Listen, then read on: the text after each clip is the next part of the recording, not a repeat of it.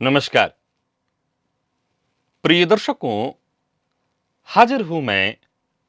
आज हम बात करेंगे चंद्रमा की कलाओं का।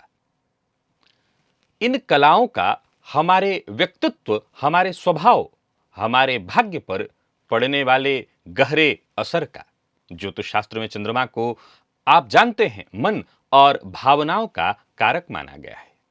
ये हमारे विचारों, निर्णयों, संबंधों और मानसिक संतुलन को नियंत्रित करता है। लेकिन चंद्रमा का एक और बड़ा रहस्य है उसकी कलाएं। प्रिय दर्शकों, जैसे जैसे चंद्रमा अमावस्या से पूर्णिमा की ओर बढ़ता है, वैसे वैसे उसका प्रकाश भी बढ़ता चला जाता है। और यह परिवर्तन केवल आकाश तक सीमित नहीं रहता, बल्कि इसका सीधा असर उस व्यक्ति के स्वभाव और जीवन की दिशा पर भी पड़ता है जो इन कलाओं के आसपास जन्म लेता है। पूर्णिमा के निकट जन्म जब होता है तो उसका कैसा प्रभाव होता है, अमावस्या के निकट जब किसी का जन्म होता है तो उस जातक पर चंद्रमा की इन कलाओं का कैसा प्रभाव पड़ता है, आज इसी विषय पर हमारी चर्चा है। सबसे पहले बात कर लेते हैं पूर्णिमा के करीब जो लोग जन्म लेते हैं उनका व्यक्तित्व कैसा होता है।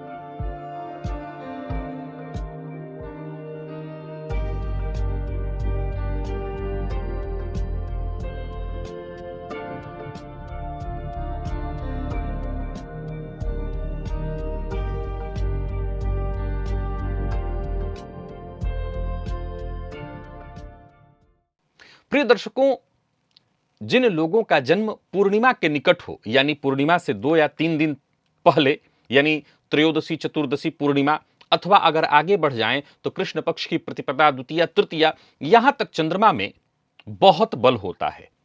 उसमें भी जो चतुर्दशी और पूर्णिमा और आगे अगर बढ़े तो 2 दिन और, पहला दिन यानी प्रतिपदा और द्वितीया, यहां चंद्रमा विशेष बलवान होते हैं। ऐसे लोगों के भीतर आप आजमा करके देखिए, एक विशेष आकर्षण होगा। चाहे उनकी रंगत कैसी भी हो, परंतु उनके व्यक्तित्व में एक तेजस्विता आपको दिखाई पड़ेगी, एक चुंबकीय प्रभाव आपको दिखाई पड़ेगा। ऐसे जातकों के अंदर आत्मविश्वास भी बेहद देखने को मिलेगा। ऐसे लोग समाज में आसानी से अपनी पहचान बना लेते हैं। इनकी वाणी में कह सकते हैं कि जादू होता है, और जहां ये जाते हैं लोग सहज ही इनसे प्रभावित हो जाते हैं।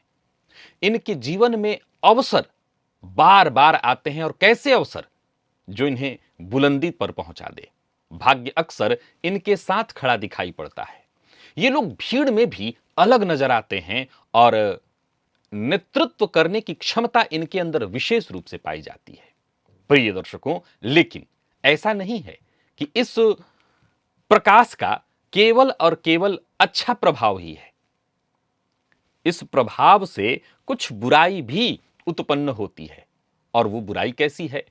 तो जो लोग पूर्णिमा के चंद्रमा आकाश में जब हों और उस समय में जिन लोगों का जन्म होता है, ऐसे लोग अहंकारी प्रवृत्ति के हो जाते हैं। दूसरों पर अपनी बात थोपना, अपनी सफलता का प्रदर्शन करना और स्वयं को सबसे श्रेष्ठ मान लेना, यही इनका स्वभाव बन जाता है। यही कारण है कि इनके लिए जो लोग पूर्णिमा के करीब जन्मे हैं, इन्हें विनम्रता बनाए रखना बेहद आवश्यक हो जाता है। विनम्र रहना इनके लिए बेहद आवश्यक हो जाता है। प्रिय दर्शकों, ये जातक जितना ज्यादा अपने अहंकार पर नियंत्रण लाएंगे, उतना ज्यादा ये और श्रेष्ठ हो जाएंगे। तो वहीं जिन लोगों का जन्म अमावस्या के निकट हुआ हो, यानी अमावस्या से 2-3 दिन पहले और 2-3 दिन बाद, जैसे मैंने पूर्णिमा की चर्चा की वैसे ही अमावस्या, यानी चंद्रमा बिल्कुल क्षीण, उसमें भी सबसे खतरनाक स्थिति तब होती है जब सूर्य चंद्रमा बिल्कुल एक ही राशि में हो। कह सकते हैं कि ऐसे जातकों के भीतर प्रकाश से ज्यादा अंधकार का असर होता है। ऐसे लोग अक्सर अंतर्मुखी होते हैं। ये ज्यादा बोलते नहीं, वरन अपने विचारों को गुप्त रखते हैं। इनकी सोच गहरी होती है, लेकिन यह सोच अक्सर भीतर तक ही सीमित रह जाती है। इनके जीवन में संघर्ष थोड़ा ज्यादा होता है। भाग्य भी देर से साथ देता है। इन्हें अपनी मेहनत और संघर्ष से ही सफलता हासिल करनी पड़ती है। कभी कभी ये जातक अकेलेपन या मानसिक दबाव को अनुभव भी करते हैं और इसका शिकार भी हो जाते हैं। लेकिन इनके भीतर एक असाधारण गुण होता है, इनका अंतर्ज्ञान, जो बहुत गहरा होता है। ये अपने आप में एक रहस्यमय आकर्षण रखते हैं। ऐसा जातक साधना, तंत्र, ध्यान, योग या किसी और गुप्त विद्या की ओर वैसे तो उसका झुकाव होता ही है, थोड़ा प्रयास करे तो इन क्षेत्रों में विशेष सफलता भी हासिल कर सकता है। अमावस्या की चंद्रमा की तरह ये लोग रहस्यमयी और अलग किस्म की ऊर्जा को लेकर के आते हैं। हां, इनके भीतर इनके जीवन काल की जो सबसे बड़ी चुनौती है, वो अपने भीतर के अंधकार को संभालना, उसे सकारात्मक दिशा में बदलना। अब बारी आती है उन लोगों की जो मध्य कलाओं में जन्म लेते हैं, यानी न बहुत पूर्णिमा के करीब हैं, न अमावस्या के करीब हैं, जो बीच का समय हो गया। यानी बीच की कलाओं में जो लोग जन्म लेते हैं, उनका जीवन कैसा होता है? तो बस वैसा ही। अब आप इसको ऐसे समझ लीजिए कि ये संतुलन के प्रतीक हैं। इनका स्वभाव न तो बहुत अधिक अंतर्मुखी होगा, न पूरी तरह से बहिर्मुखी। ये बीचों बीच की स्थिति में होते हैं, परिस्थितियों के अनुसार ढलने की क्षमता रखते हैं। जो मध्य कला में जन्मे जातक होते हैं, उनका जीवन संतुलित कहा जा सकता है। इनमें मूलतः मिलनसार स्वभाव वाले लोग ज्यादा होते हैं।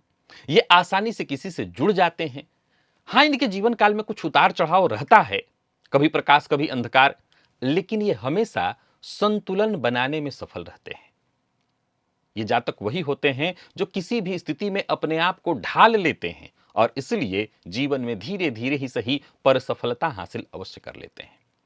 प्रिय दर्शकों, जो लोग पूर्णिमा के करीब जन्म लेते हैं, उन्हें कौन सा उपाय करना चाहिए, और जो लोग अमावस्या के करीब जन्म लेते हैं, उन्हें कौन सा उपाय करना चाहिए? आज इस विषय पर हमारी आगे उपाय से संबंधित चर्चा है, परंतु उससे पहले मैं कुछ और जानकारी देना चाहता हूं।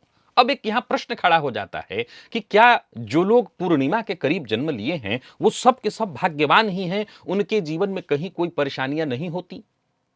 और जो लोग अमावस्या के करीब के हैं, वो बेहद अंतर्मुखी ही रह जाते हैं, कभी कहीं वो सफल नहीं होते, वो वक्ता नहीं बन सकते हैं? जवाब है नहीं, ऐसा बिल्कुल नहीं है। ऐसा बिल्कुल नहीं है। तो कई दर्शक आप कहेंगे कि आपने अभी तो यही बताया। प्रिय दर्शकों, चंद्रमा का हमारे मन, हमारे मस्तिष्क, हमारे व्यक्तित्व पर विशेष प्रभाव होता है, ये तो आप सभी जानते हैं। चंद्रमा का हमारे ऊपर जो प्रभाव है, ये आपको सबको पता है। अब सवाल ये उठता है कि जब चंद्रमा अमावस्या के करीब हो, तो ये जो बातें मैंने कही, या चंद्रमा जब पूर्णिमा के करीब हो, ये जो बातें मैंने कही, वो 100% देखने में मिलेगा। यानी विशेष करके जिस जातक का जन्म पूर्णिमा का हो, ये जो मैंने बात कही है, उसके ऊपर अक्षरशः 100% घटित होगी। और जिस जातक का जन्म अमावस्या का है, उसके ऊपर अक्षरशः 100% घटित होगा। लेकिन इसके बाद बारी आती है जन्म कुंडली में आपके लग्नेश की, आपके सूर्य की, आपकी कुंडली में आपके लग्न पर पड़ने वाले ग्रह स्थितियों की। इससे क्या अंतर आ जाएगा? अब जैसे मैंने कहा कि जो लोग अमावस्या के करीब जन्मे हैं, वो केवल और केवल अंतर्मुखी होंगे। ऐसा नहीं है। मान लीजिए कि आपकी कुंडली में आपका जो जन्म है अमावस्या के करीब ही हुआ है या अमावस्या के दिन हुआ है, पर आपके लग्न पर गुरु की दृष्टि पड़ रही है। अमावस्या के दिन आपका जन्म तो हुआ है, परंतु मध्यावधि में हुआ है, जहां सूर्य दिग्बली होकर के बैठे हैं आपकी कुंडली में।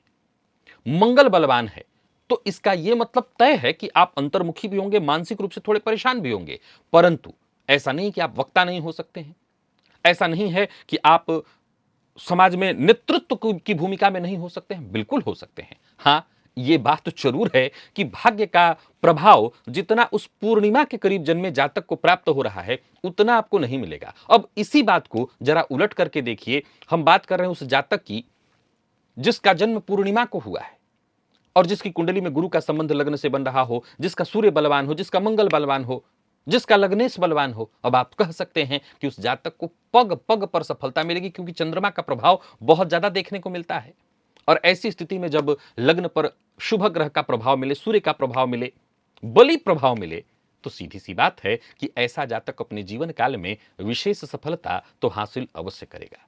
अब अगर आपकी कुंडली में देखें कि आपका जन्म पूर्णिमा के करीब हुआ है और फिर भी अगर कहीं ऐसा लगता है, लगना तो नहीं चाहिए, पर फिर भी ऐसा लगता है कि आपको वो सफलता अभी भी हासिल नहीं हो पाई है जिसकी चर्चा अभी मैंने की, तो आप प्रत्येक सोमवार को दूध में काला तिल मिलाकर के शिवलिंग पर अर्पित करना शुरू करिए, आपको इसका तुरंत लाभ मिलेगा। बाकी के सभी लोग, यानी पूर्णिमा से 2 दिन पहले और 2 दिन आगे वाले को छोड़कर अमावस्या तक के जितने भी लोगों की मैंने चर्चा की, आपको सिर्फ एक ही उपाय करना है। प्रत्येक माह की पूर्णिमा को चंद्रमा के प्रकाश में 15 मिनट तक बैठना है और एक अभ्यास में लाना है कि प्रातःकाल प्रतिदिन प्रतिदिन प्रातःकाल चांदी के ग्लास से पानी पिएं। आप ऐसा करके देखिए, आपका चंद्रमा बली हो जाएगा और चंद्रमा का वो प्रभाव आपको भी मिलने लगेगा जो कमोबेश पूर्णिमा के करीब जन्मे जातकों को मिलता है। आशा करता हूं आज का यह कार्यक्रम आपके लिए ज्ञानवर्धक और आनंददायी दोनों होगा। आज के लिए बस इतना ही, इजाजत दीजिए, पुनः मुलाकात होगी। तब तक के लिए नमस्कार।